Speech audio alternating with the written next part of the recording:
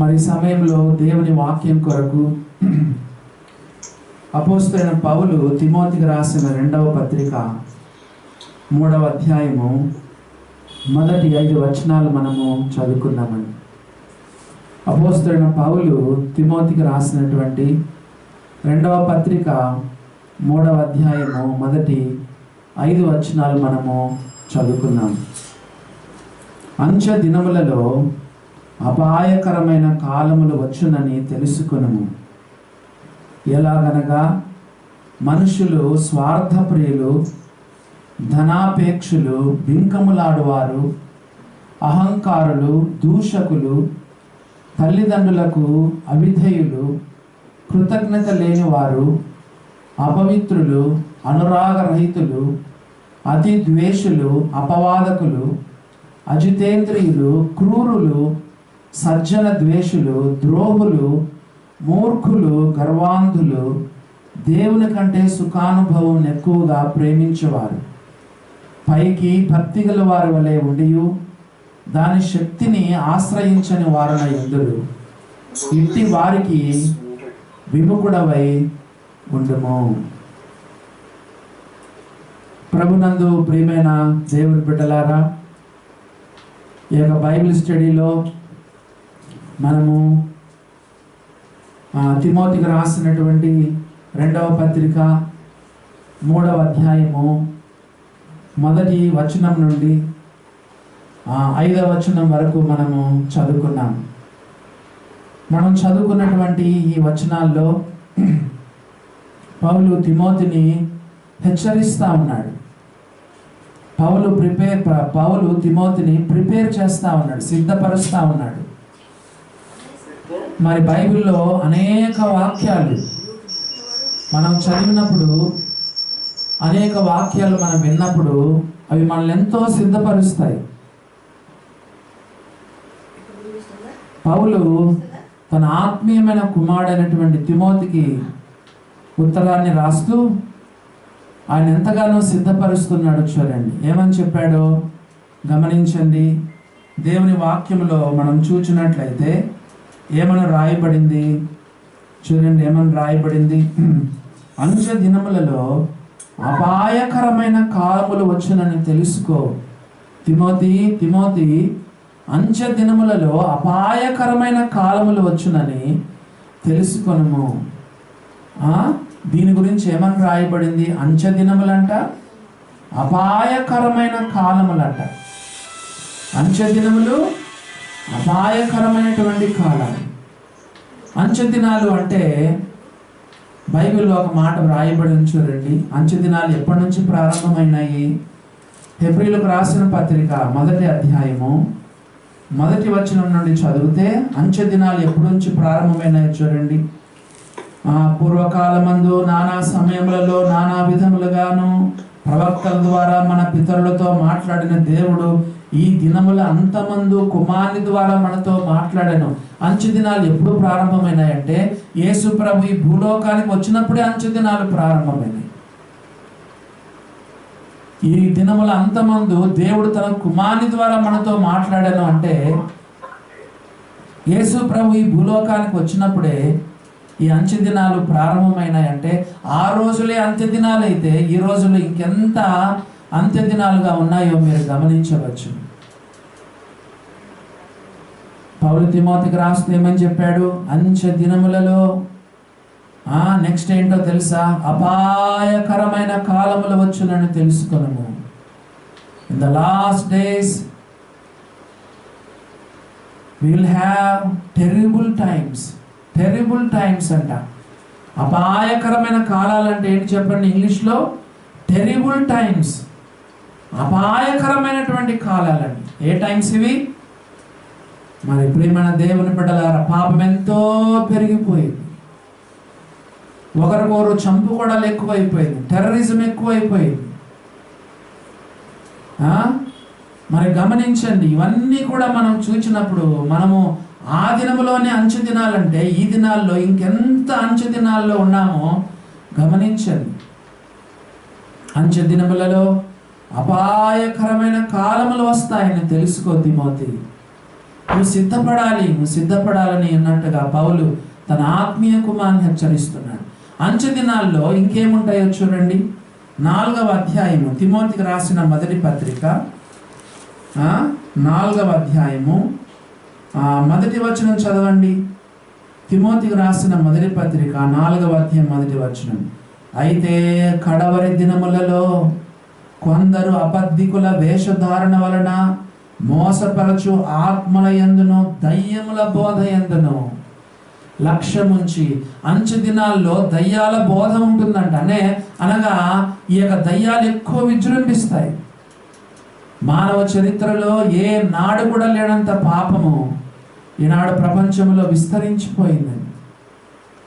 మరి చూడండి, కడవరి దినములలో అనగా అంచె దినములలో 1 తిమోతి 4వ అధ్యాయం మొదటి వచనం, కొందరు అబద్ధికుల వేషధారణ వలన మోసపరచు ఆత్మల యందును దయ్యముల బోధ యందును లక్ష్యముంచి విశ్వాస భ్రష్టులగుదురని ఆత్మ తేటగా చెప్పుచున్నాడు.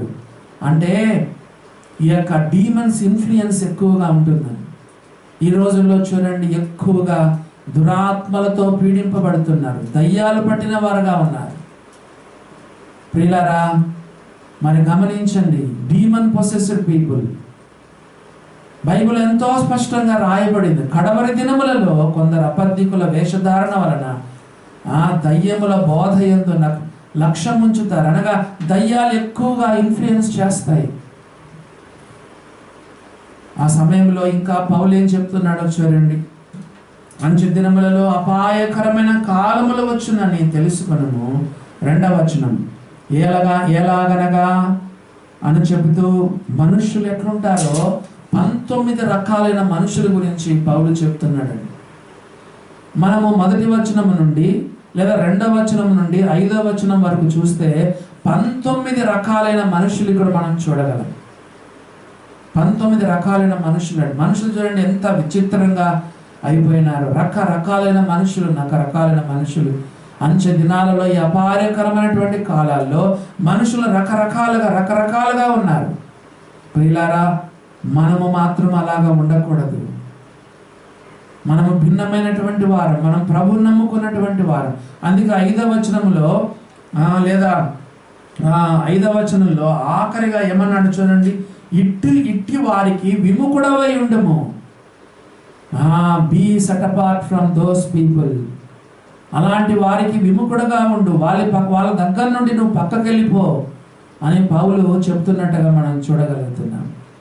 ఓ ప్రియమైన దేవుని బిడ్డలారా, ఈ 19 రకాలైన మనుషుల గురించి మనం వినబోతున్నాం. ఎందుకంటే ఇవి అంచె దినాలు. ఇలాంటి మనుష్య తత్వాలు మనలో ఉన్నాయేమో మనం పరీక్ష చేసుకోవాలి. చూడండి, 19 రకాలైన మనుషుల గురించి త్వరగా మనం వినడానికి ప్రయత్నం చేద్దాం. మొట్టగా చూడండి 2వ వచనం, ఎలాగనగా మనుషులు స్వార్థ ప్రియులు. ఇంగ్లీష్లో ఏమని రాయబడిందంటే లవర్స్ ఆఫ్ సెల్ఫ్. దేవుని ప్రేమించే బదులు మనుషులు తమను తాము ఎక్కువగా ప్రేమించుకోవడం అయిపోయింది. స్వార్థం. తమ జీవితాల్లో దేవునికి చోటు లేదు. తమ జీవితాలకు తమే అన్నమాట. ప్రియమైన దేవుని బిడ్డలారా, బైబిల్లో రాయబడింది ఏంటో తెలుసా? లవర్స్ ఆఫ్ సెల్ఫ్ కాదు, మనల్ని మనం ప్రేమించుకోవడం కాదు. ఆజ్ఞలో ప్రధానమైన ఆజ్ఞ ఏదనగా యేసుప్రభువు వారు చెప్పారు. మొట్టమొదటిగా నీ దేవుని ప్రేమించు, రెండవదిగా నీ పొరుగువాన్ని ప్రేమించు. మత్తయి సువార్త 22వ అధ్యాయము 34వ వచనం నుండి ఒక మాట చదవండి. మత్తయి సువార్త 22వ అధ్యాయము 34వ వచనం నుండి చదివితే ప్రభువైన యేసుక్రీస్తు వారు అక్కడ ఎంతో స్పష్టంగా చెప్పినారు. చూడండి ఏమని రాయబడిందో. వారిలో ఒక ధర్మశాస్త్రోపదేశకుడు ఆయన శోధించుచు, బోధకుడా, ధర్మశాస్త్రములో ముఖ్యమైన ఆజ్ఞ ఏదని అడిగాను.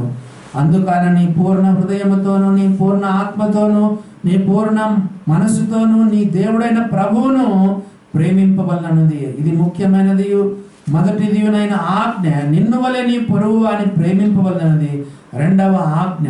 కాబట్టి మొట్టమొదటిగా మనం దేవుని ప్రేమించాలి, ఆ తర్వాత పొరుగు వారిని ప్రేమించాలని రాయబడింది.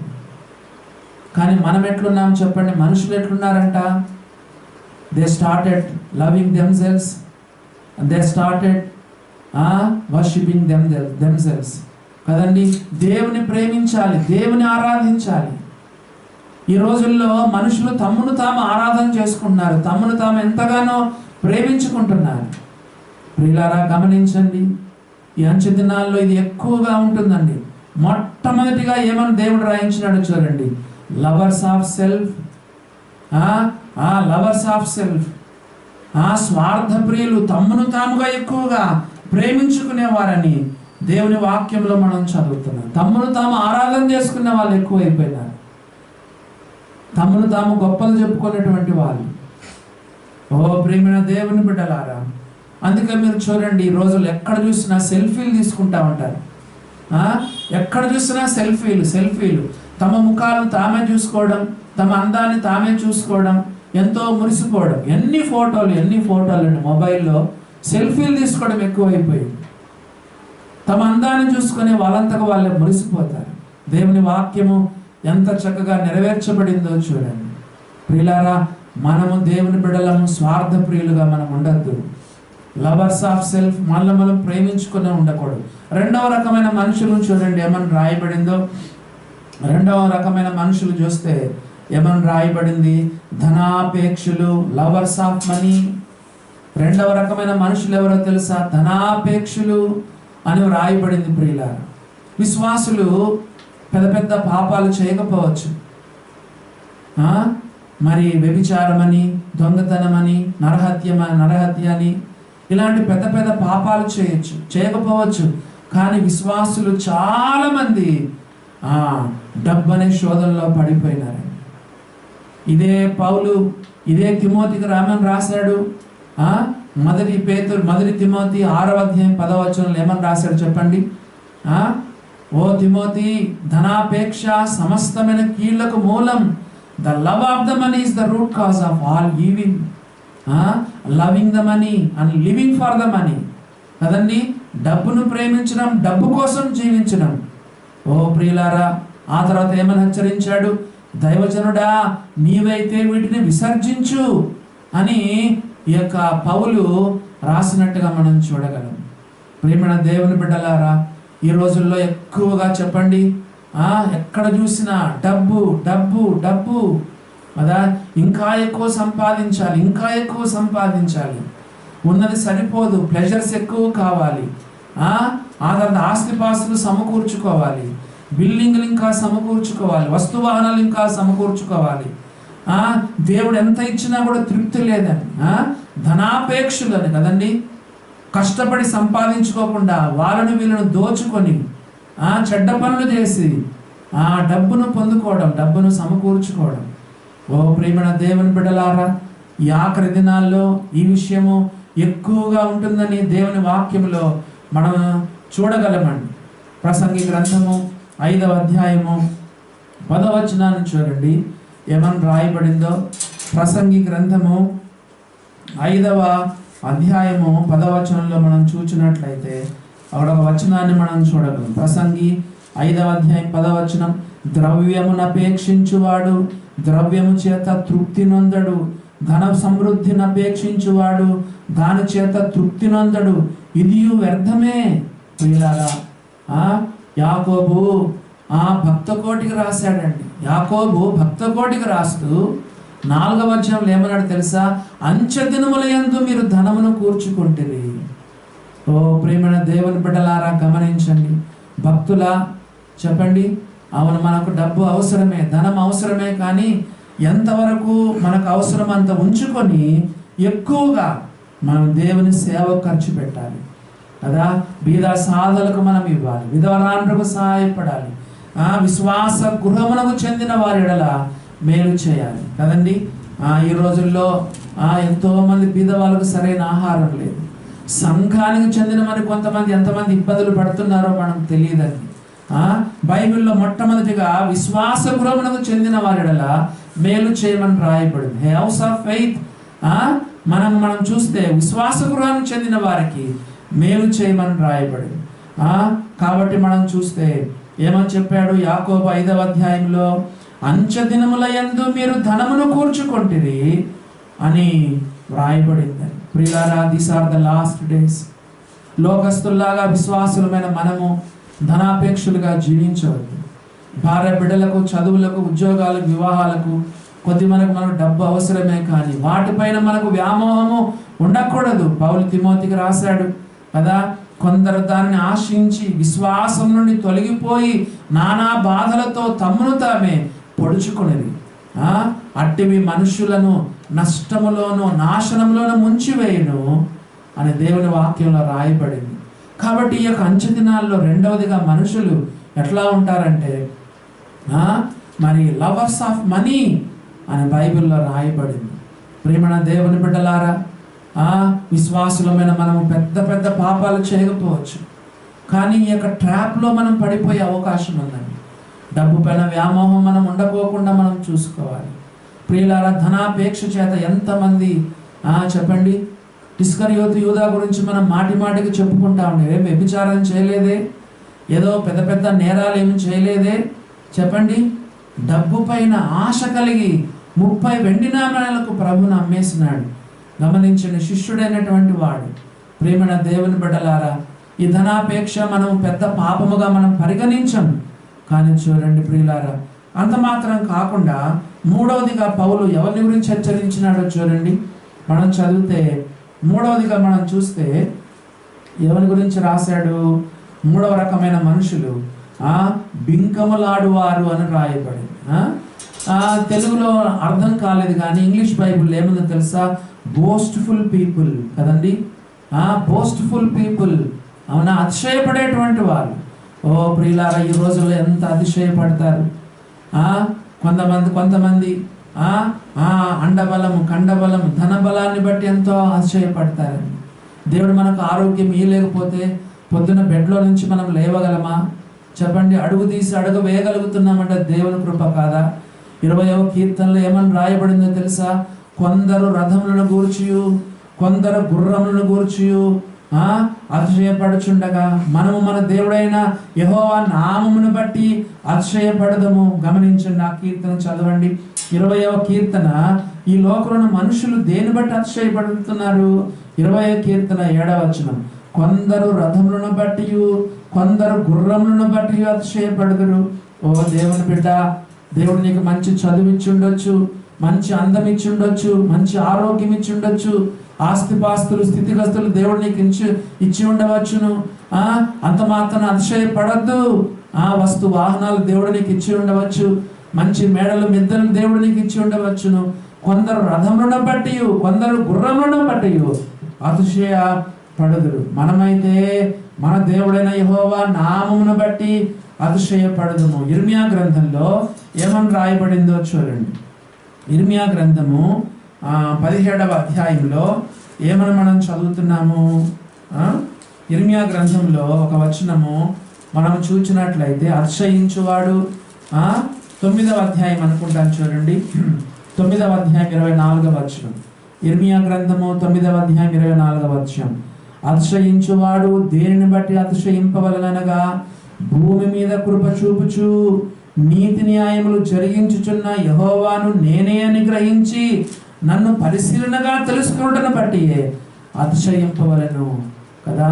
ఈ ఆఖరి దినాల్లో బోస్ట్ఫుల్ పీపుల్ ఉన్నారు, ఎంతో అతిశయించే వాళ్ళు ఉన్నారు. కానీ దేవుని బిడ్డ, నీవు నేను అతిశయించకూడదమ్మా.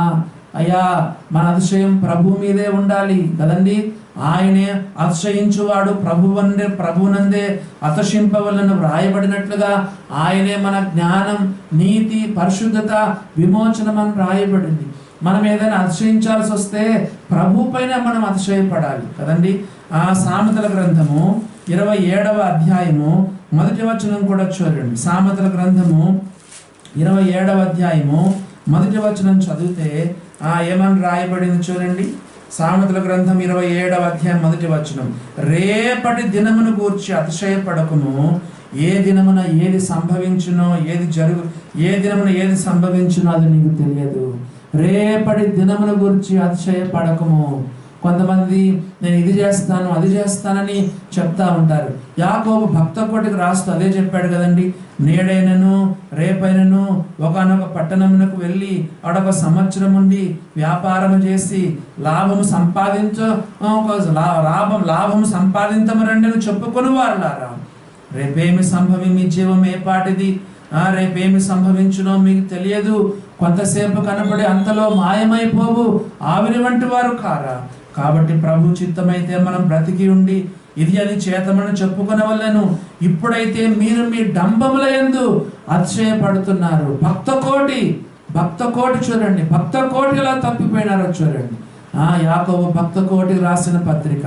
మీరు మీ డంబముల యందు అతిశయపడుదురు. ఓ ప్రియమైన దేవుని బిడ్డలారా, ఒకవేళ ఇలాంటి డంబాలు మన జీవితాల్లో ఉంటే, ఇలాంటి అతిశయం మనలో ఉంటే, ప్రభు సన్నిధిలో మనం సాగిలపడి మన జీవితాలు మనం సరి చేసుకోవాలండి. కాబట్టి మూడవదిగా మనం చూస్తే అతిశయపడేటువంటి వాళ్ళని పౌలు తిమోతిని హెచ్చరించినాడు. నాలుగవదిగా చూడండి ఏమని రాయబడిందో. నాలుగవదిగా మనం చూస్తే అహంకారులు ఏంటంట. నాలుగోది ఎవరు చెప్పండి? అహంకారులు అనే మాట రాయబడింది ప్రియులారా. అవునా? అహంకారం అంటే చెప్పమంటారా? లెక్కలేనితనం, నాయకత్వాన్ని ఎదిరించుట, తల్లిని ఎదిరించుట, తల్లిదండ్రులను ఎదిరించుట కదండి, నాయకత్వాన్ని ఎదిరించుట. ప్రేమణ దేవుని బిడ్డలారా, ఈ ఆఖరి దినాలు ఎక్కువగా ఇది ఉంటుందండి కదా. లోబడే తత్వం ఉండదు. అహంకారం, లెక్కలేనితనమని మనం చూస్తున్నాం ప్రియులారా. మన జీవితాలు ఇలాంటి అహంకారం ఉన్నదా? ఒకసారి మన జీవితాలను పరీక్ష చేసుకుందాం. నా చిన్న అనుభవంలో ఒకటి నేను నేర్చుకున్నాను. అదేంటో తెలుసా?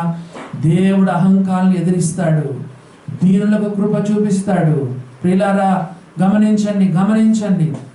మన జీవితాలు అహంకారం మనకు ఉండకూడదు, లెక్కలేనితనము మనలో ఉండకూడదు. అంచె దినాల్లో ఈ అహంకారాలు ఎక్కువైపోతారనమాట కదండి. బైబిల్లో రాయబడింది మనుషులు అహంకారులుగా ఉంటా ఉన్నారు. దేవుడు అహంకారాలను ఎదిరించి దీనులకు కృప చూపించును. అది యాకోబు రాశాడు, పేతురు కూడా రాశాడు.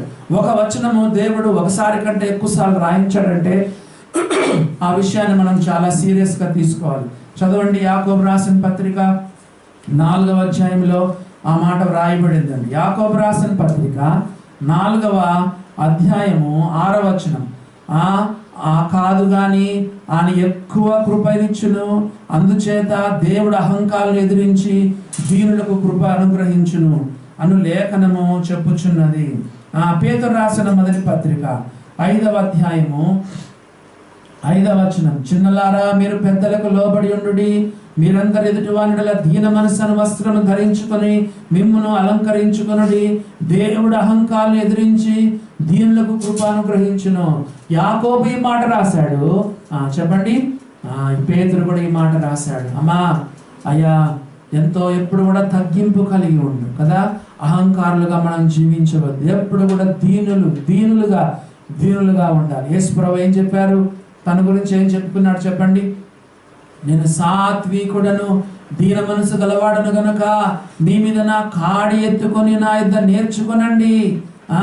అది సులభంగా వచ్చేది కాదండి. సాధుత్వం, మృదుత్వం, ఈ యొక్క దీనత్వం యేసయ్య పాదాల దగ్గర నేర్చుకోవాలి.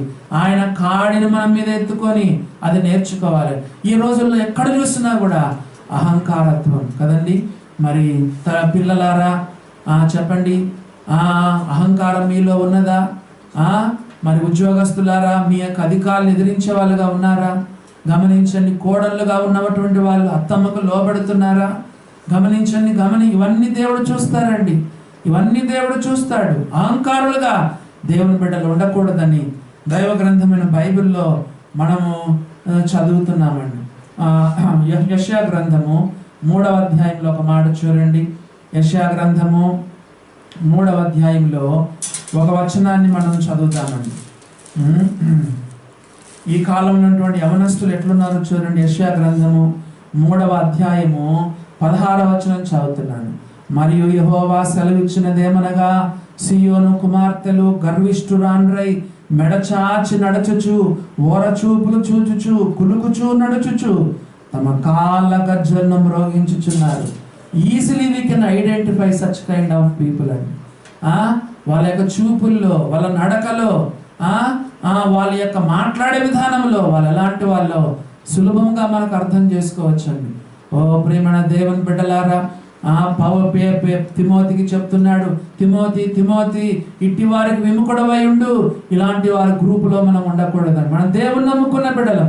అంచె దినములలో, అపాయకరమైనటువంటి కాలాల్లో మనుషులు ఈ రీతిగా అహంకారులుగా ఉంటారని దైవ గ్రంథములో మనం చదువుతున్నామండి. ఆ తర్వాత మీరు గమనించండి ఏముందో. మనం చూసినట్లయితే 5వ రకమైన మనుషులు చూడండి. 5వ రకమైన మనుషులు ఎవరు? దూషకులు కదండి. దూషకులు అంటే ఇది నోటి సంబంధమైన పాపం అండి. ఇది కూడా విశ్వాసులు చాలా తరచుగా నోటి విషయంలో తప్పిపోతారు. ఆల్రెడీ మనం చర్చిలో విన్నామండి. విశ్వాసులు సులభముగా తప్పిపోయేటివి 2 విషయాలండి. చూపులో మాటలో విశ్వాసులు తరచుగా తప్పిపోయేటువంటి ఈ 2 స్థలాలలో మనం ఎంతో జాగ్రత్తగా ఉండాలండి. ఈ రోజుల్లో మనుషులు ఎలాంటి వాళ్ళంట? దూషకులని బైబిల్లో రాయబడింది. కొంతమంది దేవుని దూషిస్తారండి. ఎంత బ్లాస్ఫమీ అని అంటారు, అవునా? దేవుని దూషించడం, దేవుని తిట్టడం కదా, ఎదుటి మనుషులను దూషించడం నోటి సంబంధమైన పాపాలు. ప్రేమణ దేవుని బిడ్డలారా, ప్రభువైన యేసుక్రీస్తు వారి భూలోకంలో ఉన్నప్పుడు ఏం చెప్పాడు చెప్పండి? హృదయం నిండి ఉన్న దాన్ని బట్టి నోరు మాట్లాడుతుంది. జాగ్రత్త ప్రేమణ దేవుని బిడ్డలారా, నీవు దూషిస్తున్నావంటే నీ హృదయం లోపల అవన్నీ ఉన్నాయన్నమాట. ఆ మాటలు చదువుదామా? మత్తయి సువార్తలో ప్రభువైన యేసుక్రీస్తు వారు ఏం చెప్పారో చూడండి. 12వ అధ్యాయంలో ఆ మాటలు మనం చూడగలము. మత్తయి సువార్త 12వ అధ్యాయంలో దూషకుల గురించి మనము ఆ మాట మనం నోటిని గురించి మనం చూడగలం. మత్తయి సువార్తలో 12వ అధ్యాయంలో మనము చూసినట్లయితే ఏమని రాయబడింది? 34వ వచనం నుండి, సర్ప సంతానమా, మీరు చెడ్డవారయుండి ఎలాగో మంచి మాటలు పలకగలరు? హృదయమందు నిండి ఉన్న దానిని బట్టి నోరు మాటలాడును కదా. సజ్జనుడు తన మంచి ధననిధిలో నుండి సద్విషయములను తెచ్చును, దుర్జనుడు తన చెడ్డ ధననిధిలో నుండి దుర్విషయములను తెచ్చును. నేను మీతో చెప్పున్నదేమనగా, మనుషులు పలుకు వ్యర్థమైన ప్రతి మాటను గూర్చియు విమర్శ దినమున లెక్క చెప్పవలసి ఉండును. నీ మాటలను బట్టి నీతిమంతుడవని తీర్పు నొందుదువు, నీ మాటలను బట్టి అపరాధమని తీర్పు నొందుదువు. దేవుని నమ్ముకున్న బిడ్డల్లో ఎటువంటి దూషణ రాకూడదండి. పౌలు ఎఫెసీయులకు రాస్తూ దేవుని పరిశుద్ధాత్మను దుఃఖపరచకుడి అని చెప్తూ ఏం రాశాడు చెప్పండి? దేవుని పరిశుద్ధాత్మను దుఃఖపరచకుడి అని చెప్పి ఎఫెసీయులకు రాస్తూ ఏమని చెప్పాడు? ఎఫెసీయులకు రాసిన పత్రిక 4వ అధ్యాయంలో దేవుని పరిశుద్ధాత్మను దుఃఖపరచకుడి అని చెప్తూ ఏమని రాశాడు? సమస్తమైన ద్వేషము, కోపము, క్రోధము, అల్లరి, దూషణ విసర్జించండి కదా. మీరు దేవుని పరిశుద్ధాత్మను దుఃఖపరచొద్దు అని చెప్తే ఏమని రాశాడు? సమస్తమైన ద్వేషము, కోపము, క్రోధము, అల్లరి, దూషణ విసర్జించండి. ఓ ప్రియమైన దేవుని బిడ్డలారా, దేవుని బిడ్డలులో ఇటువంటి దూషణ ఉండకూడదు. తోటి వారిని దూషించకూడదు, ఎవరిని మనం తిట్టకూడదు, దేవుని కూడా మనం దూషించకూడదు. ఈ రోజుల్లో చెప్పండి, దూషించేది ఎక్కువైపోయింది. ఎంత బూతు మాటలండి. ఒక విచిత్రమైన సంగతి ఏంటంటే, విశ్వాసులు కూడా కొంతమంది ఇళ్లలో బూతులు మాట్లాడతారు.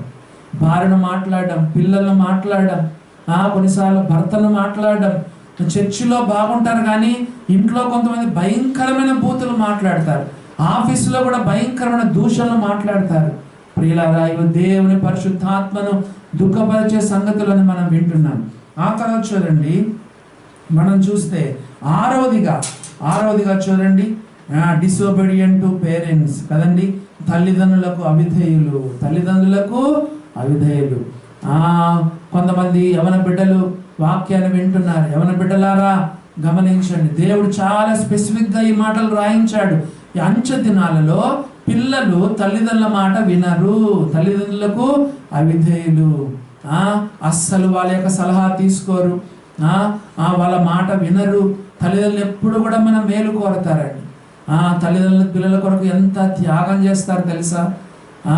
తమ యొక్క ప్రాణాలను త్యాగం చేస్తారు, రక్తము గారుస్తారు పిల్లల కొరకు, చెమట గారుస్తారు పిల్లల కొరకు. మనం తినేటువంటి ప్రతి ముద్ద కూడా, ప్రతి అన్నం నెతుకు కూడా అది తల్లిదండ్రులు ఎంతో కష్టపడి ఇచ్చింది. యవన బిడ్డలారా, దేవుని వాక్యంలో రాయబడింది, పిల్లలారా అన్ని విషయములలో మీ తల్లిదండ్రులకు విధేయులై ఉండు, ఇది ధర్మమే అని. అది ప్రభువును బట్టి మెచ్చుకున్న తగినదని రాయబడింది. మరొక చోట, పిల్లలారా ప్రభువునందు మీ తల్లిదండ్రులకు విధేయులై ఉండండి, ఇది ధర్మమే అని రాయబడింది. కాబట్టి ఈ అంచె దినాలలో తల్లిదండ్రులకు అవిధేయులుగా ఉండడం ఎక్కువైపోతుంది. కానీ మనము చిన్నప్పటి నుండి నువ్వు వాక్యంలో పెరిగావు, ప్రార్థనలో పెరిగావు, సండే స్కూల్లో పెరిగావు, కుటుంబ ప్రార్థనలో పెరిగావు. కాబట్టి నీవు దేవుని బిడ్డగా నీ మమ్మీకి నీ డాడీకి నువ్వు విధేయత చూపించాలి. అవునా? ద్వితీయోపదేశ కాండంలో ఏముందో మీరు చూడండి. 27వ అధ్యాయము 16వ వచనం. ద్వితీయోపదేశ కాండము 27వ అధ్యాయము 16వ వచనం మనం చూసినట్లయితే ఏమని రాయబడిందో చూడండి. ద్వితీయోపదేశ కాండం 27వ అధ్యాయం 16వ వచనం. తన తండ్రినైనను తన తల్లినైనను నిర్లక్ష్యం చేస్తే శాపగ్రస్తుడని రాయబడింది. తండ్రినైనా తల్లినైనా నిర్లక్ష్యం చేస్తే శాపగ్రస్తుడు. యేసు ప్రభు వారు కూడా క్రొత్త నిబంధనలు ఏం చెప్పారో చూడండి. ఈవెన్ యేసు ప్రభు వారు కూడా క్రొత్త నిబంధనలో యేసు ప్రభు వారు ఏం చెప్పారు? మత్తయి సువార్త 15వ అధ్యాయము 4వ వచనం. Mathews gospel 15th chapter 4th verse చూడండి ఏమని రాయబడిందో. మత్తయి సువార్త 15వ అధ్యాయం 4వ వచనంలో, తల్లిదండ్రులను ఘనపరచుమనియు తల్లినైనను దూషించువాడు తప్పక మరణం పొందవలననియు దేవుడు సెలవిచ్చెను. ఈవెన్ ధర్మశాస్త్ర గ్రంథంలో రాయబడిన మాటలను యేసు ప్రభు కొత్త నిబంధనలో వల్లించినాడండి. ప్రేమణ దేవుని బిడ్డలారా, తన తల్లినైనను తండ్రినను దూషించువాని దీపము కారు చీకట్లో ఆగిపోవును కదండి.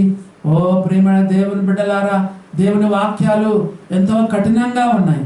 తల్లిదండ్రులకు విధేయులుగా ఉండాలని వాక్యంలో రాయబడిందండి. కానీ అంచె దినాలలో తల్లి మాట వినరు కదండి. బైబిల్లో రాయబడి తన తల్లిని నిర్లక్ష్య పెట్టి తన తండ్రి మాట విననల్లని వాని కన్నును లోయకాకులు పీపును, పక్షిరాజు పిల్లలు దానిని తినివేయును. కఠినమైన మాటలు బైబిల్లో రాయబడినాయి. ఎవరి బిడ్డలారా, పిల్లలారా, మరి మీ తల్లిదండ్రులకు విధేయులై ఉండండి. వారు చెప్పిన మాట వినండి. దేవుని యొక్క వాక్యంలో రాయబడింది. ఒకవేళ నువ్వు తల్లిదండ్రుల మాట వినకపోతే నువ్వు కూడా ఈ లిస్టులో ఉన్నట్టే లెక్క కదండి. అంచె దినములలో అపాయకరమైన కాలాల్లో 6వదిగా మనం చూస్తే ఈ యొక్క తల్లిదండ్రులకు అవిధేయులను రాయబడింది. 7వదిగా చూడండి.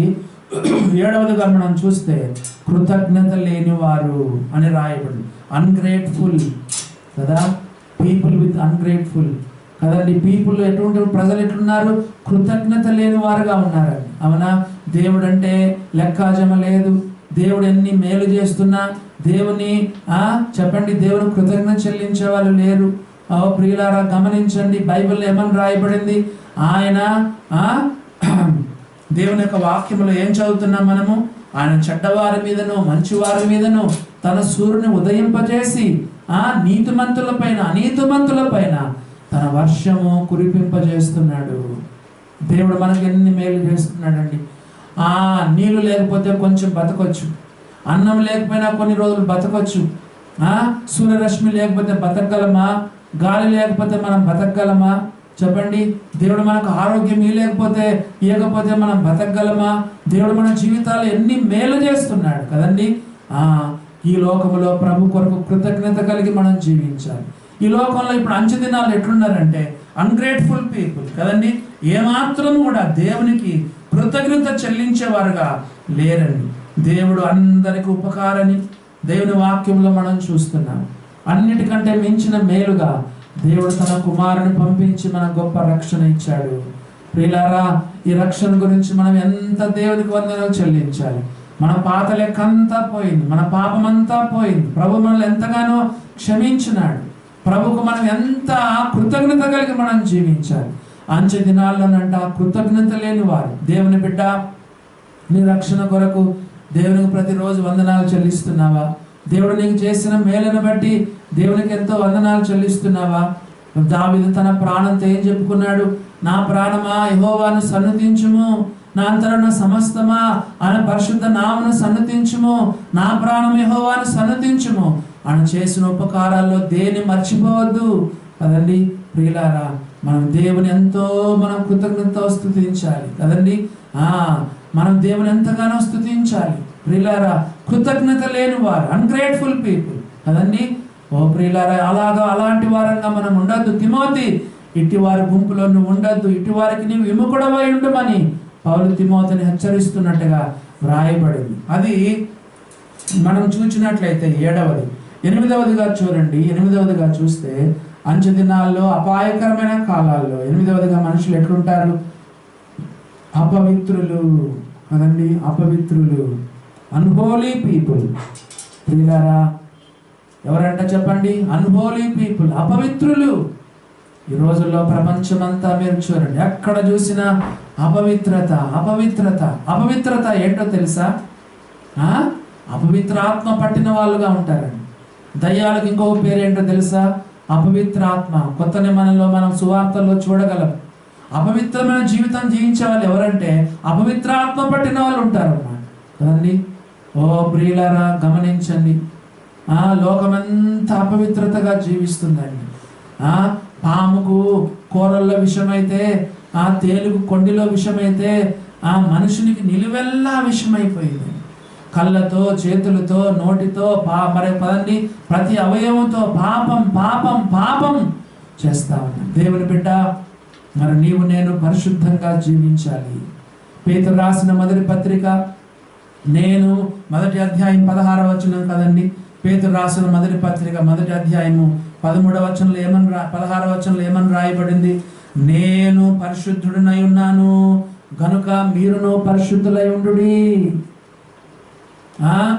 పేతురు కూడా భక్త కోటిగా రాశారండి. పాత బైబిల్స్లో ఏముంటుంది? భక్త కోటికి రాసిన పత్రిక.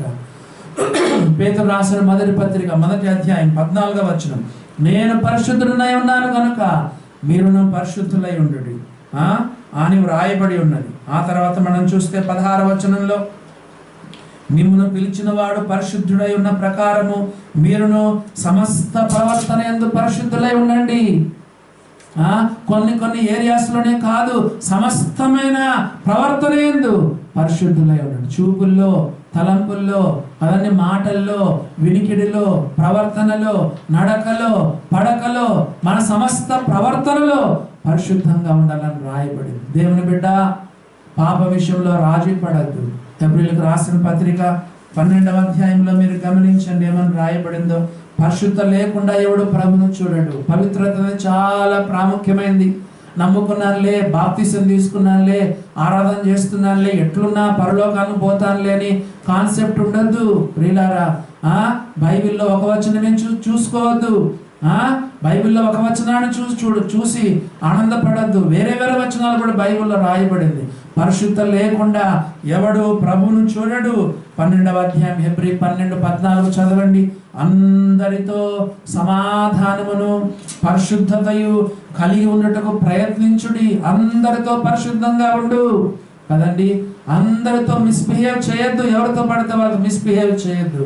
అందరితో సమాధానము, అందరితో పరిశుద్ధత కలిగి ఉండటకు ప్రయత్నించుడి. పరిశుద్ధత లేకుండా ఎవడు ప్రభువును చూడడు అని బైబిల్లో రాయబడింది. ఓ దేవుని బిడ్డ, మనల్ని ఎంతగానో మనం పరిశుద్ధంగా ఉండడానికి ప్రయత్నం చేయాలి. మనకు పరిశుద్ధాత్మ ఇవ్వబడినాడండి కదండి. అపవిత్రులు అపవిత్రాత్మను కలిగి ఉన్నారు. దేవుని నమ్ముకున్న బిడ్డల మనం పరిశుద్ధతలో ముందుకు సాగడానికి మనకు పరిశుద్ధాత్మ ఇవ్వబడ్డాడు. ప్రియులారా, పరిశుద్ధాత్మ సహాయంతో కదండి ప్రతి విధమైన అపవిత్రను జయించుకుంటూ వెళ్ళాలి. ఈ సమయంలో 2వ కొరింథీ 7వ అధ్యాయం 1వ వచనం చదవండి. చాలా మంచి మాట అండి. సమయంలో కొరింథీయులకు రాసిన 2వ పత్రిక 7వ అధ్యాయము 1వ వచనం, 2 Corinthians 7th chapter 1st verse చూడండి. ప్రియులారా, మనకు ఈ వాగ్దానములు ఉన్నవి గనుక దేవుని భయముతో పరిశుద్ధతను సంపూర్తి చేసుకొనుచు శరీరమునకును ఆత్మకును కలిగిన సమస్త కల్మషము నుండి మనలను పవిత్రులుగా చేసుకొందాము. చూసారా, పౌలు ఏం చెప్పాడు? తన్ను తాను కూడా కలుపుకుంటున్నాడు. మనలను మనం పవిత్రులుగా చేసుకుందాం. ఈ వాగ్దానాలు ఉన్నవి గనక దేవుని భయముతో పరిశుద్ధతను సంపూర్తి చేసుకొనొచ్చు కదండి. శరీరమునకును ఆత్మకును కలిగిన సమస్త కల్మషం. శరీరం అంటే ఏంటి? శరీరం కలిగిన కల్మషం అంటే ఏంటి? Outward since.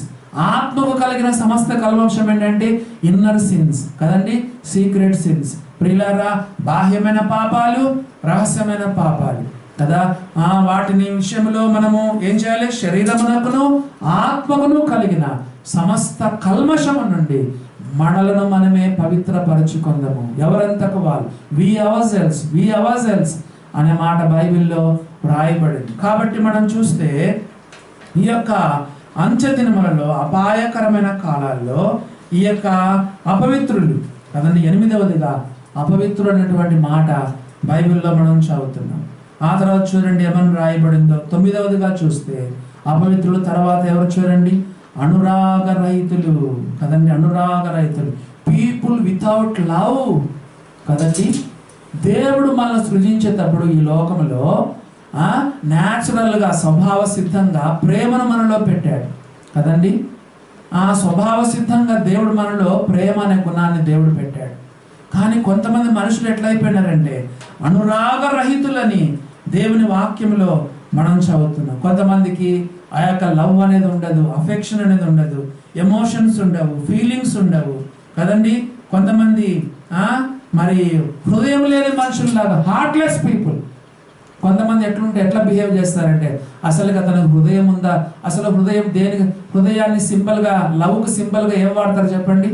హృదయాన్ని సింబల్గా వాడతారు కదండి. కొంతమందికి అసలు ఆ ప్రేమే ఉండదండి. యోహాను రాసినటువంటి మొదటి పత్రిక 4వ అధ్యాయంలో ఏమందో తెలుసా? ప్రేమ లేనివాడు దేవుని ఎరగడు, ప్రేమ లేనివాడు మరణమందు నిలిచి ఉన్నాడు. గమనించండి ప్రేమైన దేవుని బిడ్డలు. బైబిల్ కనపడని సహోదరుని ప్రేమించని వాడు కనపడని దేవుణ్ణి ఎలాగ ప్రేమింపగలవు? ఆ మాటలు చదువుదామా? యోహాను రాసిన మొదటి పత్రిక 4వ అధ్యాయం. ప్రేమైన దేవుని బిడ్డలారా, మరి కుటుంబంలో ప్రేమ ఉండాలి, సంఘములో ప్రేమ ఉండాలి, సమాజంలో ప్రేమ ఉండాలి. యోహాను రాసిన మొదటి పత్రిక 4వ అధ్యాయము మనం చూడండి. మనం చదివినట్లయితే ఏమని రాయబడింది? యోహాను రాసినటువంటి మొదటి పత్రిక 4వ అధ్యాయము 20వ వచనం చదువుతున్నాను. ఎవడైనాను నేను దేవుని ప్రేమించుచున్నానని చెప్పి తన సహోదరుని ద్వేషించినడలా అతడు అబద్ధికుడగును. తాను చూచిన తన సహోదరుని ప్రేమింపనివాడు తాను చూడని దేవుని ప్రేమింపలేడు. ప్రియులారా, న్యాచురల్గా ఈ యొక్క ప్రేమ అనేది మనలో రావాలి. ఎదుటి వారిలో ఎంతో ప్రేమను మనం చూపించాలి. ప్రియులారా, ఎంతో మంది కష్టములో ఉన్నారు, సమస్యలతో ఉన్నారు, బాధలతో ఉన్నారు, అప్పులతో ఉన్నారు, అనారోగ్యాలతో ఉన్నారు. ప్రియులారా, డిప్రెషన్లో ఉన్నారు. కొంతమంది లవ్ అఫేర్ ఫెయిల్ అయినటువంటి పరిస్థితిలో ఉన్నారు. కొంతమంది ఒంటరితనాన్ని అనుభవిస్తున్నారు. కొంతమంది ఎంతో బాధలతో ఉన్నారు, జీవితం మీద విరక్తి కలిగి ఉన్నారు. ఓ ప్రియులారా, దేవుని బిడ్డలుగా వారిపైన మనం ప్రేమను చూపించాలి. యోహాను రాసిన మొదటి పత్రిక 13వ అధ్యాయంలో గమనించండి ఏమని రాయబడిందో.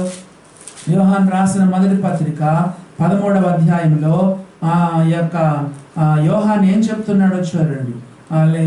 యేసు ప్రభు చెప్పినటువంటి మాటలు యోహాను రాస్తున్నాడు. 13వ అధ్యాయము 35వ వచనం. మీరు 34-35 చదువుదాం. మీరు ఒకరినొకరు ప్రేమింపవలనని మీకు క్రొత్త ఆజ్ఞ ఇచ్చుచున్నాను. నేను మిమ్మల్ని ప్రేమించినట్టే మీరును ఒకరినొకరు ప్రేమింపవలను. మీరు ఒకరి ఎడల ఒకరు ప్రేమ గలవారైన ఎడల దీన్ని బట్టి మీరు నా శిష్యులని అందరూ తెలుసుకొందురనను క్రొత్త ఆజ్ఞ యేసు ప్రభు మనకి ఇస్తున్నాడు.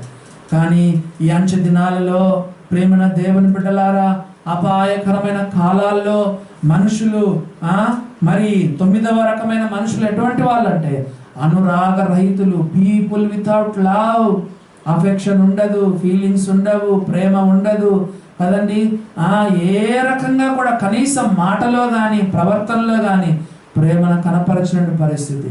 ప్రియులారా, మనలో అటువంటి వారు తిమోతి ఇట్టి వారికి నువ్వు విముఖుడవై ఉండము అనే మాటలు మనం చదువుతున్నాం. 10వదిగా చూడండి. 10వదిగా మనం చూసినట్లయితే అనురాగ రైతుల తర్వాత పదవదిగా 3వ వచనం చూసినట్లయితే అతి ద్వేషులు అనే మాట రాయబడిందండి. అతి ద్వేషులు అంటే మరి ఇంగ్లీష్ బైబిల్ ఏమో తెలుసా? అన్ఫర్గివింగ్ పీపుల్ కదండి. క్షమింపని వాళ్ళు, ద్వేషించేటువంటి వాళ్ళు, క్షమించలేటువంటి ప్రజలు కదండి. లోపల కక్ష, అసూయ, ద్వేషము పగలు పెట్టుకొని పెంచి పోషిస్తూ ఉంటారు. ఒక నాగుపాముని ఇంట్లో పెట్టుకొని పోషిస్తే చూడండి, పాలు పెట్టి పెంచి పోషించినావు అనుకో, ఒకరోజు బుస్ అని చెప్పి నేను కాటేస్తుంది కదండి. ఒక పులిని కానీ సింహాన్ని కానీ పిల్లలను ఇంట్లో పెట్టి పోషించినావు కదండి. ఏదో ఒక రోజు ఆ సింహము ఆ యొక్క పులిని ఏం చేస్తుంది?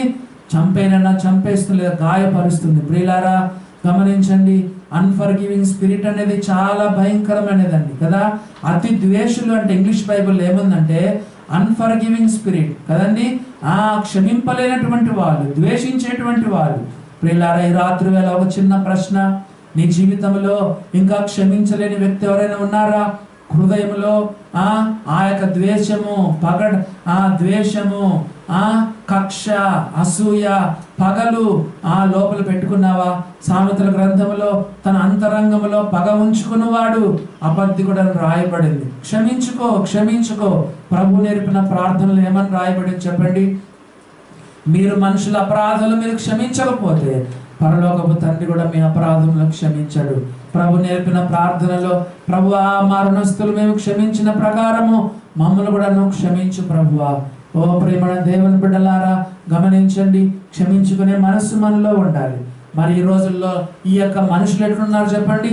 ఈ మనుషులు ఎట్లున్నారు?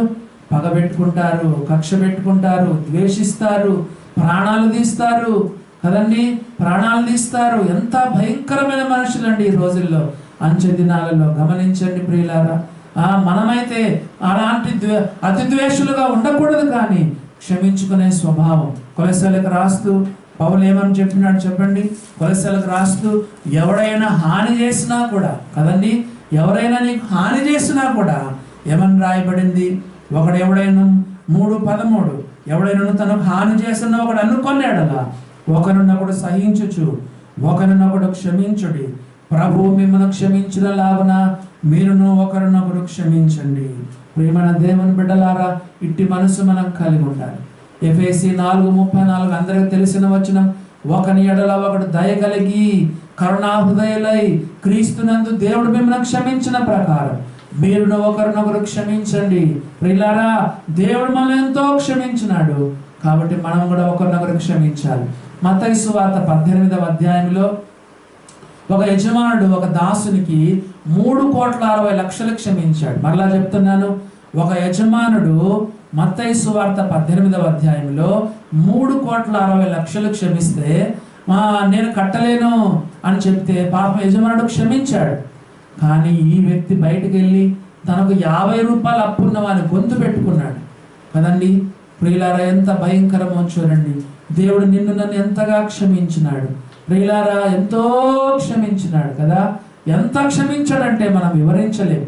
మన అప్పు ఎంత, మన రుణము తీరేది కాదు. మన ప్రాణ విమోచన క్రయధనం ఎంతో గొప్పది. కానీ యేసయ్య మనకు రక్తము చిందించి ఆ రుణమంతా మనం తీర్చేశాడు.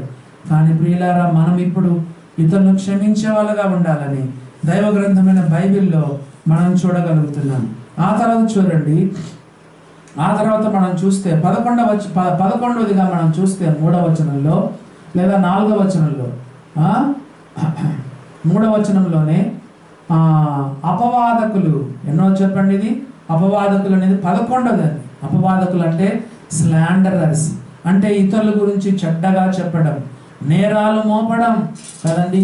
కొంతమంది ఇదే అనండి, ఆ అక్క ఇట్లా, ఆ అన్న ఇట్లా, వీళ్ళిట్లా, వాళ్ళిట్లా అని అందరి గురించి అపవాదకులు మోపడం కదండి. స్లాండరర్స్ అంటారు ఇంగ్లీష్లో, స్లాండరర్స్.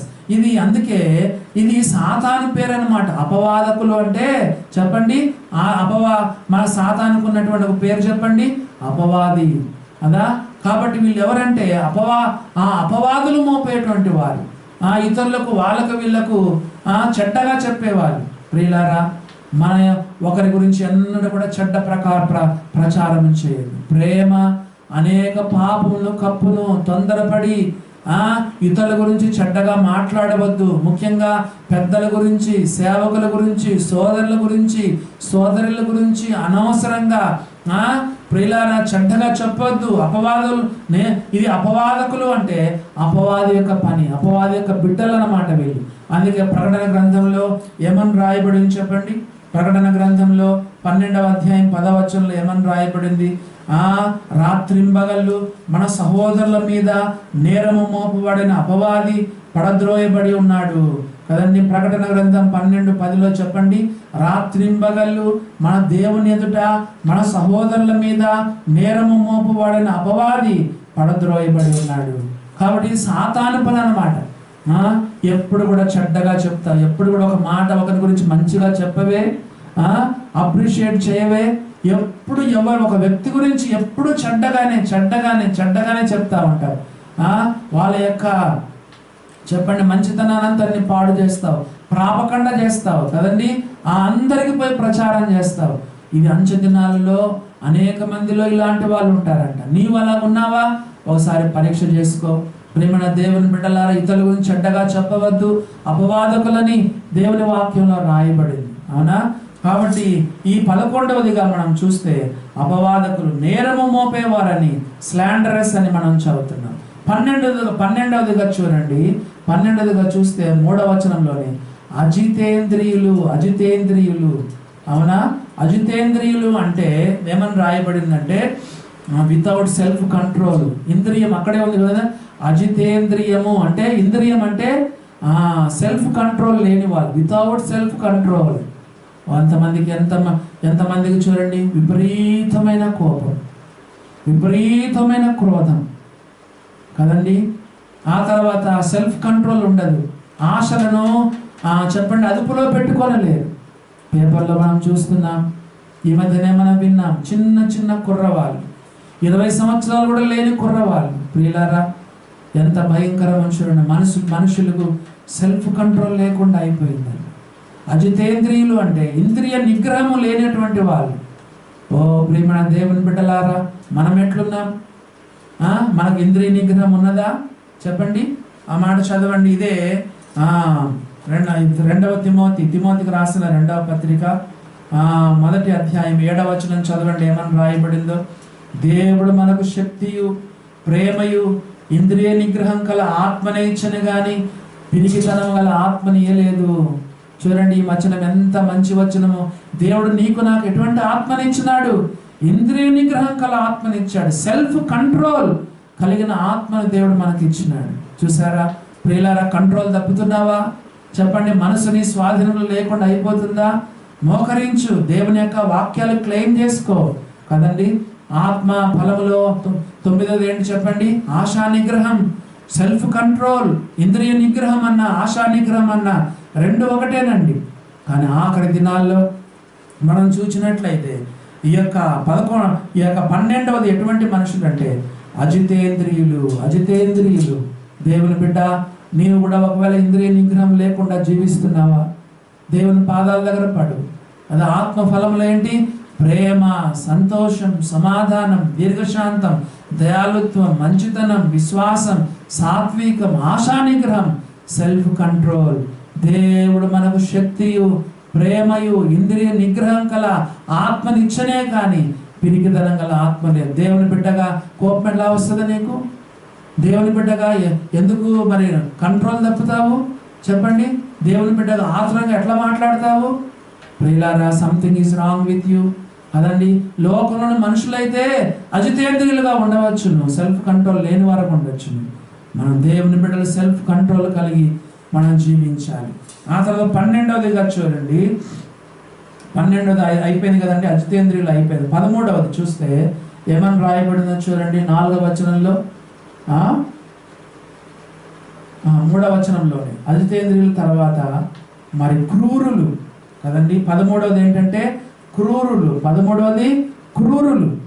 అవును, క్రూరులు అనే దానికి మనకు అర్థమైపోయింది. ఈ లోకంలో క్రూర జంతువులు ఉన్నాయి, సాధు జంతువులు ఉన్నాయి. అవునా? కొంతమంది మనుషులు ఎట్లున్నారంటే చాలా క్రూరత్వంతో ఉన్నారు కదా. దే ఆర్ లైక్ ద బీస్ బీస్ అంటే ఏంటి చెప్పండి? జంతువులను, సాధు జంతువులను బీస్ అనరు. క్రూర జంతువులను ఏమంటారు? బీస్ అంటారు. చూడండి ప్రియమైన దేవుని బిడ్డ, మనుషులు ఈ రోజుల్లో పశువుల్లాగా లేదా జంతువుల్లాగా తయారైపోయారు. ఎంత భయంకరమో చూడండి.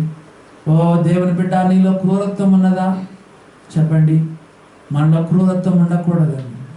జాలి, దయ, కనికరం ఉండాలి. క్రూరమైన మాటలు మనలో ఉండకూడదు. క్రూరమైన స్వభావము మనలో ఉండకూడదు కదండి. దైవికమైన స్వభావం మనలో ఉండాలి. దైవ స్వభావం మనలో ఉండాలి. మనుషులు చూడండి ఎట్లాంటి వాళ్ళు, బ్రూటల్. ఇంగ్లీష్లో ఏమని తెలుసా? దే బ్రూటల్ పీపుల్ అని రాయబడు. క్రూరులు అనేటువంటి మాట రాయి. జంతు స్వభావం మనలో ఉందా? బీస్ లాగా మనం ప్రవర్తిస్తున్నామా? ప్రియులారా, మనల్ని మనం పరీక్ష చేసుకోవాలి. అది మనం చూస్తే మరి 14వ చూడండి ఏమని రాయబడిందో. 3వ వచనంలోనే ఏమన్నా, సజ్జన ద్వేషులు నాట్ లవింగ్ గుడ్, మంచిదాన్ని ప్రేమించరు కదండి. మంచి అంటే అసలు సరిపోదండి కదా. మంచి అంటే అసలు సరిపోదు. మంచి మాటలు సరిపోదు. మంచి మనుషులు సరిపోరు కదండి. దేవుడన్నా సరిపోదు. దేవుని మాటలన్నా వాళ్ళకి సరిపోదు కదా. మనం బైబిల్లో చూస్తే సజ్జన మంచి వారిని ద్వేషిస్తారు కదండి. నాట్ లవింగ్ గుడ్ థింగ్స్ అని బైబిల్లో రాయబడింది. మంచిది ఏది కూడా వాళ్ళకి ఇష్టం ఉండదు. అందుకే యేసుప్రభువు వారు చెప్పారు, మరి వారును వెలుగును ప్రేమించక చీకటినే ప్రేమించరు, వెలుగును ద్వేషించరనే మాట రాయి. సజ్జన ద్వేషులు కదా.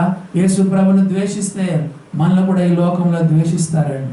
ప్రియులారా, మనం కూడా చెడ్డదాన్ని అసహించుకొని మంచిదాన్ని ప్రేమించాలని రాయబడింది రోమా 12వ అధ్యాయంలో. మంచిని మనం ఎప్పుడు ద్వేషించకూడదు. చెడ్డదాన్ని అసహించుకోవాలి, మంచిదాన్ని మనం ప్రేమించాలని బైబిల్లో రాయబడింది. కానీ ఈ కాలంలో మనుషులు ఎట్లున్నారంటే, అపాయకరమైన కాలాల్లో మనం చూసినట్లయితే ఏమని రాయబడింది? సజ్జన ద్వేషులు అనగా మంచిదాన్ని ద్వేషించే వాళ్ళగా ఉన్నట్టుగా రాయబడింది. ఆ తర్వాత మనం చూడండి ఏమని రాయబడిందో. 15వదిగా 4వ వచనము, ద్రోహులు కదండి. ట్రైటర్స్ లేదా బిట్రేయర్స్. ద్రోహులు అంటే మనకు వెంటనే ఒక వ్యక్తి గుర్తుకొస్తాడు. ఎవరు? ఇస్కరియోతు యూదా. ప్రియులారా, ప్రభుతో ఉన్నట్టుగానే ఉన్నాడు కదండి. ప్రభుత్వంలో ఉన్నట్టుగా ఉన్నాడు. వాళ్ళకు ఇటువంటి రిలేషన్స్ ఏమి ఉండవండి కదా. ఆప్యాయతలు ఉండవు, ప్రేమలు ఉండవు, కృతజ్ఞత ఉండదు. ఏం చేశాడు చెప్పండి? వెళ్ళి బేరం కుదిరించుకొని వచ్చినాడు. ద్రోహంలో ఇంకోటి కూడా మనం వాడుతూ ఉంటాం, నమ్మక ద్రోహులు. ప్రేమన దేవుని బిడ్డలారా గమనించండి. నా ఇంట భోజనం చేసిన వాడు నన్ను తన్నుటకై తన మెడమని ఎత్తెను కదండి. ఇంగ్లీష్ బైబిల్ ఏమని తెలుసా? నా విహితుడు, నా ఇంట భోజనం చేసిన వాడు నా విహితుడు నన్ను తన్నుటకై తన మెడమని ఎత్తెను. బైబిల్లో రాయబడింది మై క్లోజెస్ట్ ఫ్రెండ్. ఇంగ్లీష్ బైబిల్లో my closest friend he lifted up his heel against me కదండి. తన మెడమని ఎత్తినాడంట కొట్టడానికి. బోధకుడా అని చెప్పి ముద్దు పెట్టుకున్నాడు. ఎవరు? నమ్మక ద్రోహి. అందుకే శిష్యుల లిస్టు రాసేటప్పుడు ప్రతిసారి కూడా లాస్ట్లో ఏమని రాయబడి చెప్పండి? ద్రోహియగు ఇస్కరియోతు యూదా కదా. పేతురు అనబడిన సీమోనుతో ప్రారంభమవుతుంది, లేదా సీమోను అనబడిన పేతురుతో ప్రారంభమవుతుంది. లాస్ట్కి వచ్చే లోపల ద్రోహియగు ఇస్కరియోతు యూదా అని శిష్యుల పేర్లు ముగించబడతాయి. ప్రియులారా, మనం లోకంలో అందరు ఇలాంటి వాళ్ళు ఉన్నారు. నమ్మక ద్రోహులు ఉన్నారు. ఇచ్చిన మాట నిలబెట్టుకోలేరు. మరి వస్తామంటారు, రారు. సహాయం చేస్తామంటారు, చేయరు కదండి. మనతో ఉన్నట్టే ఉంటారు, వెన్నుపోటు పడుస్తారు. బిట్రేయర్స్గా ఉంటారు, ట్రైటర్స్గా ఉంటారు, వెన్నుపోటు పడుస్తారు, ద్రోహం చేస్తారు. మన దేవుని నమ్ముకునే బిడ్డలు కదా. ప్రియులారా, ఎంతో సిన్సియర్గా ఉండాలి, నిజాయితీగా ఉండాలి. ద్రోహం చేయకూడదు. ప్రభువుకు ముఖ్యంగా ద్రోహం చేయకూడదు కదండి. బాప్తిసం తొట్టిలో మనము ప్రభుకు మాట ఇచ్చాం. వెనక్కి వెళ్తావా? లేదు. ప్రభు కొరకు జీవిస్తావా? ప్రభు కొరకు జీవిస్తానని తీర్మానం చేశాం. ప్రభుకు మాట ఇచ్చినాం కదండి. ప్రభు బిడ్డలుగా తీర్చబడినాం. దేవుని బిడ్డ, దేవునికి మనం ద్రోహం చేయొద్దు. కాబట్టి మనం చూస్తే ఈ యొక్క 15వదిగా చూస్తే ద్రోహులుగా మనం చూస్తున్నాం. ఆ తర్వాత 16వదిగా చూడండి, మూర్ఖులు కదండి. మూర్ఖులు ఇంగ్లీష్లో ఏమని తెలుసా? ర్యాష్ పీపుల్, రెక్లెస్ పీపుల్ కదండి. ర్యాష్, కొంతమంది ఎంత ర్యాష్గా ఉంటారండి. రెక్లెస్ పీపుల్ అంటే లెక్కలేనితనం, మూర్ఖంగా ఉంటారు కదండి. కొంతమంది చెప్తూ ఉంటారు, నేను పట్టిన కుందేలకు 3 కాళ్ళు, మాట విననే వినరండి కదా. రోకట్లో వేసి, సామెతల గ్రంథంలో రాయబడి, రోకట్లో వేసినా కూడా మన మూర్ఖత్వము, రోకట్లు వేసి దంచినా కూడా మన మూర్ఖత్వం పోదని సామెతల గ్రంథంలో రాయబడింది. మనుషులు ఎంత మూర్ఖంగా ఉన్నారండి. చెప్పిన మాట వినరు, పెడచెవిని పెడతారు, సువార్తను పెడచెవిని పెడతారు కదండి. మంచిని ఎప్పుడు కూడా లోపలికి తీసుకోరు, మూర్ఖ స్వభావంతో ముందుకు పోతా ఉన్నారు. పిల్లల లెక్కాజమ లేకుండా ఉన్నారు. మనం అట్లా ఉన్నామా? పరీక్ష చేసుకో. తిమోతి, ఇట్టి వారికి విముఖుడవై ఉండము, అంచె దినాలలో అపాయకరమైన కాలాల్లో ఈ మూర్ఖులు ఉంటారు అని మనం చదువుతున్నాం. 17వదిగా చూడండి. 17వదిగా మనం చూస్తే ఏమని రాయబడిందో చూడండి. 17వదిగా చూస్తే గర్వాంధులు కదండి. గర్వాంధులు, కొంతమందికి భలే గర్వం ఉంటుందండి. అహంకారం వేరు, అది లెక్కలేని తరము కదా. అంతకుముందు మనం చూసాం అహంకారులు. అహంకారులను ఎన్నో చెప్పండి. 4వది అహంకారులు అంటే 4వది. ఇక్కడ చూస్తే గర్వాంధులు. 17వది వచ్చి గర్వాంధులు. ప్రియులారా, బైబిల్లో చెప్పబడిన మొట్టమొదటి పాపం లూసిఫరు. చెప్పండి. లూసిఫరు దేవుడు తనకిచ్చిన దాంట్లో తృప్తి పడకుండా, బైబిల్లో రాయబడింది, నీవు గర్వించిన వాడవై అని లూసిఫర్ గురించి ఏడ్చుకల గ్రంథంలో ఏమో తెలుసా? నువ్వు గర్వించిన వాడవై అంటే ఆదామవ్వల కంటే కూడా ముందు చేయబడిన పాపం ఏంటంటే గర్వం. బైబిల్లో ఒక మాట ఉంది కదండి, నాశనమునకు ముందు గర్వము నడుచును, పడిపోటకు ముందు అహంకారమైన మనస్సు నడుచును. ప్రియులారా, సాతాను కూడా తన హృదయంలో గర్వించినాడు అంతే. దేవుడు ఒక్కసారి దెబ్బ కొట్టేసినాడు, 2వ ఆకాశంలోనికి వాడు పడిపోయినాడు. గమనించండి ప్రేమైన దేవుని బిడ్డలారా, గర్వాంధులు. ఇంగ్లీష్ బైబిల్ ఏమని తెలుసా? High minded people. కొంతమందికి హెచ్చులు ఎక్కువ అండి, హెచ్చులు. కొంతమందికి ఉండేది ఏమి ఉండదు కానీ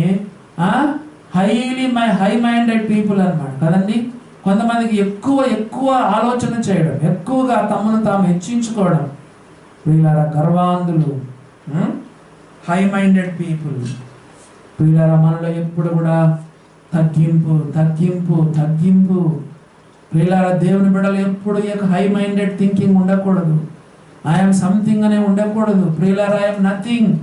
ఎప్పుడు కూడా మనం ఎంతో దీనత్వం, ఎంతో సాత్వికం, ఎప్పుడు తగ్గింపు. ప్రభు యొక్క అడుగు జాడల్లో మనం నడుచుకోవాలని. కాబట్టి ఈ లోకంలో ఈ ఆఖరి దినాల్లో గర్వాంధులు ఉంటారని బైబిల్లో మనం చదువుతున్నాము. 4వ వచనంలో 17 అయిపోయింది. 18 చూడండి. 18గా మనం చూస్తే 4వ వచనం, దేవుని కంటే సుఖానుభవం ఎక్కువగా ప్రేమించేవాడు, లవర్స్ ఆఫ్ ప్లెజర్స్. కొంతమందికి దేవుని కంటే ఎక్కువ అండి ప్లెజర్. ఒక చిన్న విషయం చెప్తాను, మీరు గమనించండి. ఈ రోజుల్లో మనము ఎక్కువ ఇక్కడ ఉన్నాం కదండి, లాక్డౌన్లో ఉన్నాం కదా. కొంతమంది ఒకటే టీవీలు, ఏమంటే ఎంటర్టైన్మెంట్ అంటారు కదండి. ఒకటే టీవీలు అండి, ఒకటే ప్లెజర్స్. ఓ ప్రియులారా, గుర్తుపెట్టుకోండి, దేవుని కంటే సుఖాన్ని మనం ప్రేమించకూడదు. దేవుడు మనకు సుఖం ఇచ్చినాడు కదని తినాలి, తాగాలి, నిద్రపోవాలి, కొద్దిమంది సుఖంగా మనం అనుభవించమని రాయబడింది భార్య బిడ్డలతో. కానీ దేవుని కంటే ఎక్కువగా మనం సుఖాన్ని ప్రేమించకూడదు. ప్రియులారా, గమనించండి గమనించండి. ఈ అంచె దినాల్లో ఎక్కువగా ఇది ఉంటుంది. ముఖ్యంగా విశ్వాసులండి దేవుని మర్చిపోతారు. No Bible reading, no meditation, no prayer, no fellowship. గమనించండి ప్రియులారా, దేవుని కంటే ఎక్కువగా సుఖాన్ని ప్రేమించేవారు, లవర్స్ ఆఫ్ ప్లెజర్స్. ప్రియులారా, సుఖాన్ని ఎక్కువ మనం ప్రేమిస్తున్నామా? హెబ్రీ గ్రంథకర్త మోషేను గురించి ఏమని రాశాడు? అల్పకాలము పాప భోగం అనుభవించుట కంటే దేవుని ప్రజలతో శ్రమ అనుభవించుట మేలని యోచించి ఫరో కుమార్తెగా కుమారుడు అనిపించుకోవడానికి ఒప్పుకోలేదు. అల్పకాలము పాప భోగం కదండి, నాకొద్దు, ఈ భోగాలు నాకొద్దు, దేవుని కంటే సుఖానుభవం ఎక్కువగా ప్రేమించేవాడు. ప్రియులారా, అది ఏ రకమైనది కూడా కావచ్చు. సుఖాలకు ఎక్కువ అలవాటు పడద్దు దేవుని బిడ్డ. దేవుడు మనకిచ్చింది ఇరుకు మార్గం, ఇరుకు ద్వారమున ప్రవేశింప పోరాడుడి. సుఖాలకు అలవాటు పడద్దు కదండి. ఈ సుఖము తీర్చుకునే దానికి కొంతమంది ఎన్ని పాపాలు చేస్తారండి. నో సెల్ఫ్ కంట్రోల్ కదండి. ఈ యొక్క క్షణభంగురమైన సుఖము కొరకు కొంతమంది ఎంత ఘోర పాపాలు చేస్తా ఉన్నారు. ఈనాడు విశ్వాసులు కూడా చెప్పండి, నెట్ల ముందర కూర్చొని, ఇంటర్నెట్ దగ్గర కూర్చొని కదండి, సెల్ ఫోన్ల ముందర కూర్చొని, లేకపోతే యూట్యూబ్ల ముందర కూర్చొని గంటలు ఎంటర్టైన్మెంట్. ప్రియులారా, మానసికమైన వికాసం కొరకు నువ్వు ఏదో కొద్ది వరకు నువ్వు అది పర్వాలేదు, కానీ దేవుని కంటే సుఖానుభవం ఎక్కువగా ప్రేమించే వాళ్ళు అంచె దినాల్లో ఉంటారు, అపాయకరమైన కాలాల్లో ఉంటారు. దేవుని బిడ్డ, దేవుని కంటే ఎక్కువ సుఖాన్ని ప్రేమించవద్దు. బైబిల్లో చూడండి, బైబిల్లో ఉన్న వాళ్ళు సుఖాలు అనుభవించిన వాళ్ళు కాదండి కదా. బైబిల్లో ఉన్న వాళ్ళు సుఖాలు అనుభవించిన వాళ్ళు కాదు. అందరూ కూడా సిలువనెత్తుకొని ముందుకు సాగిన వారు. యేసు ప్రభువు ఒక మాట చెప్పారు, ఏంటంటే ఎవడైనా నన్ను వెంబడింప కోరిన ఎడల, whoever wants to follow me, let him deny himself and follow me కదండి. బైబిల్ ఏమని రాయబడిందో తెలుసా? ఎవడైనా నన్ను వెంబడింప కోరిన ఎడల తన్ను తాను ఉపేక్షించుకొని తన సిలువనెత్తుకొని దినము నన్ను వెంబడింపవలెను. ఇది క్రైస్తత్వం అంటే సుఖపడేది కాదు సుమా. క్రైస్తత్వం అంటే సుఖపడేది కాదు. ప్రతి దినము తన సిలువనెత్తుకొని తన్ను తాను ఉపేక్షించుకొని నన్ను వెంబడించాలని యేసు ప్రభువు వారు చెప్పారు. ఓ ప్రియమైన దేవుని బిడ్డలారా, గమనించండి, దేవుని కంటే సుఖానుభవం ఎక్కువగా ప్రేమించవద్దు కదండి. మరి ఇంకెవరిని ప్రేమించాలి? దేవుని ప్రేమించాలి. మీరు గమనించారో లేదో, ఈ లిస్ట్లో 4 లవర్స్ ఉన్నారు. నంబర్ 1 స్వార్థ ప్రియులు, lovers of self.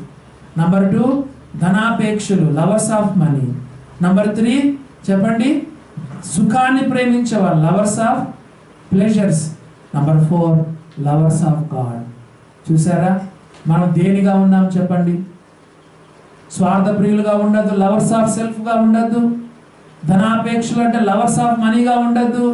Number 3 lovers of ప్లెజర్స్గా ఉండద్దు.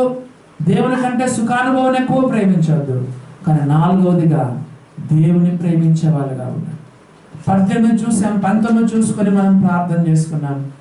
19 చూడండి ఏమని రాయబడిందో, 5వ వచనం. పైకి భక్తి గల వారి వలె ఉండి దాని శక్తిని ఆశ్రయించని వారు, people having a form of godliness but denying its power.